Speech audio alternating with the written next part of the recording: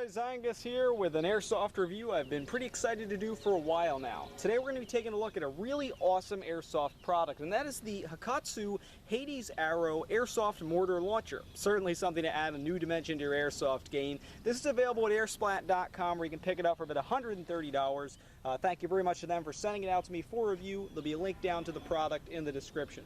Now, obviously, this is an Airsoft mortar, and it's pretty darn cool. We're not just going to sit here and talk about it, we're going to prime it and set it off, let you guys see how awesome it is when it fires. To start off the review, let's hear a little bit about the launcher itself. Basically, it's an aluminum tube, obviously solid metal construction, with two plastic end caps located obviously on both ends. The stand is also constructed of the same quality plastic. The plastic materials on here are a little bit cheaper, kind of similar to those you'd find on toys, but they certainly are solid enough that, you know, if it was just bumping around in the standard everyday Airsoft game, they're going to be fine. Just don't go smacking this against a tree angrily, as that'll probably crack the stand.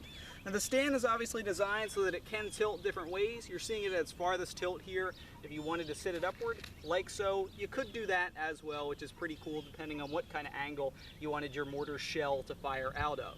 Something also nice about the tube is a cool Hakkotsu logo painted on the top. The end cap of the launcher unscrews like so, which when you remove it, you'll reveal the point that is actually going to puncture the gasket on the rocket and therefore send it flying. This is very sharp. They're actually just 3 X-Acto knife blades pressed together in a tight triangle, so be very careful when handling these. Actually, it comes with a foam block on there, so at least when you open the package, it doesn't cut yourself. Obviously, you have to remove that in order to actually function with the launcher, though. Keep in mind, on mine at least, these blades were not held in place very well at all, and frankly, as you can see, just by shaking it, they came out. So when lugging this around in a game, certainly be careful that you don't lose the very thing that has to send the rocket flying. When you've gone ahead and just taken a look at them, you can screw it back into place pretty simply. Although I doubt this would be the type of thing the average Airsofter would want to lug around during a game, the launcher tube actually does have some clips on its stand there designed to attach to MOLLE on the back of the vest, so you could carry it in a game. Not exactly the most practical thing, but hey, you can do it. Now onto the rockets, or shells themselves. These are constructed entirely out of plastic, again, that cheaper toyish plastic, with a nice Hakkotsu logo engraved this time onto the side of them. There are only 2 metal pieces in the rockets themselves, including the bright yellow aluminum fill cap up top, as well as the metal fill valve inside of the rocket. The rocket is a pretty simple design. There is a little bit of assembly required when you first get it. You do have to install each individual fin, which is a pretty simple task, albeit a little bit annoying. Attachment of the fins really isn't explained in the simple manual that comes with the Hades Arrow launcher, but it's pretty simple. First, you want to take each of your plastic fins and set them up like so. You'll get a bunch of springs in the box that, without the manual's guide, really seem kind of weird. However, what you do is you'd want to slide them through this small hole here, and at that point line them up so they're fitted like so on the fin. At that point, you can pop the fins into place on the sides of the rocket. The plastic here is pretty bendable and easy to move around, so this makes the fin installation a little bit easier. Just make sure your spring doesn't get screwed up, and when it's locked on, it should produce a springy effect like so. The rocket's fin should not want to stand in the upright position.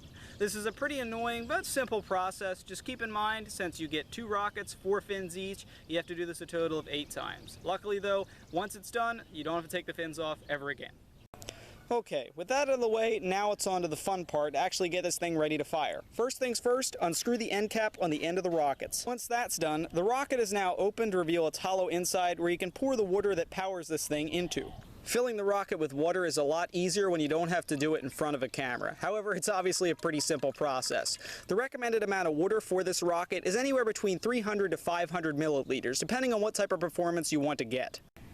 Something to note about when filling up the water, there actually are markings for measurements located on the side of the rocket itself. As you can see, 300 minimum, 400 in the middle, and maximum at 500.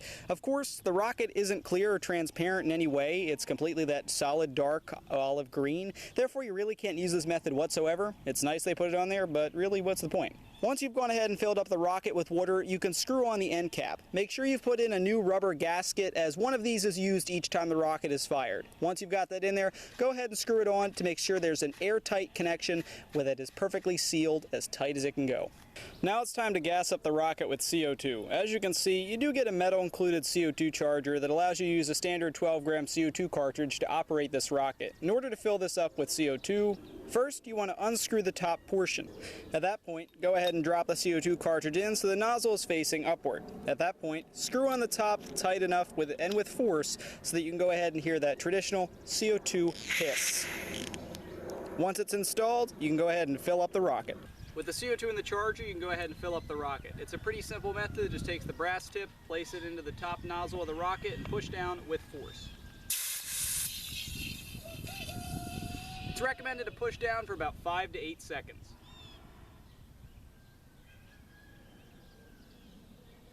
Once it's gassed up, you're then ready to fire this thing, so let's shoot it off. The last step, though, involves safety first. Be sure to put on your soft protective cap so that no one gets whacked in the face with this solid metal aluminum cap. It's pretty simple, just slip it on.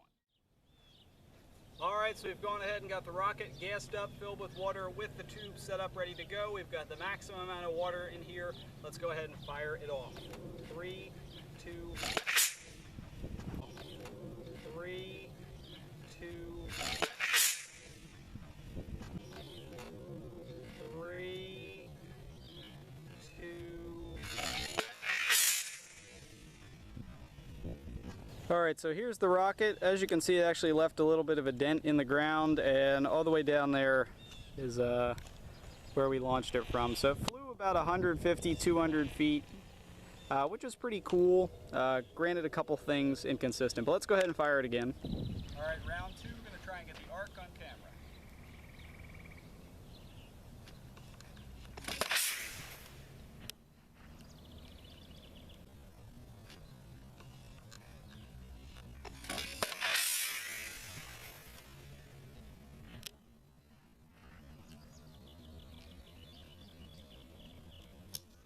Alright, here's rocket number 2, about 100 feet downrange and 50 feet to the right from where we fired it from. That's actually because I left one of the fins tilted, and obviously when you do that, it doesn't fly straight, flies off to the side, but still pretty good distance, and obviously it's pretty cool, it's stuck in the ground. Alright, now after heading out and recovering the rockets, overall it was a lot of fun to play around with the Hakkotsu Hades Arrow Airsoft Mortar Launcher. However, there are a couple things I need to point out. First off, it's not exactly the most practical product for the everyday average airsofter unless they feel like lugging around an airsoft mortar on their back, then sitting down and setting it up and everything like that. Personally, I'd see this as something that a field or somebody who runs games would pick up to use as a prop, because say a game idea just off the top of the head, maybe if a field marshal or referee fires this, it lands within 20 foot of you, you're eliminated from the game. That would work well for ops or something like that in case you're a field owner looking at this product. There are a lot of inconsistencies with it though. If not everything's lined up just right, it won't fire. I also noticed, and if you might be able to hear, that these things leak really, really bad. It's just oozing CO2 at the top. Therefore, the gasket at the bottom can't fill up properly, and therefore you really can't shoot them. So it's a little bit difficult for me in particular to get these rockets ready to fire. I was only able to fire them a couple times without inconsistencies. I also noticed the springs get bent a little bit, and therefore the fins don't stick up, causing it to veer off course like you saw on that second try. Otherwise though, it's very cool, and although these are made out of plastic, they do seem to take a beating pretty well. As you saw, they were lodged in the ground a couple times, but really no damage to them. So overall, it's a cool product with actually quite a few inconsistencies there to it as far as the rockets themselves go. Leaky valves, and therefore the ability for the gasket not to fill up, really kill it. But if you're a field looking for something that would be cool, I'd purchase it, and I'm glad I got it from Airsplat to use at my field here. So thanks for watching, guys. This has been Death Gray Airsoft's review of the Hakkotsu Hades Arrow Airsoft Mortar Launcher. Pretty cool item, just a little bit issue-y wise. See how far it fires. Oh.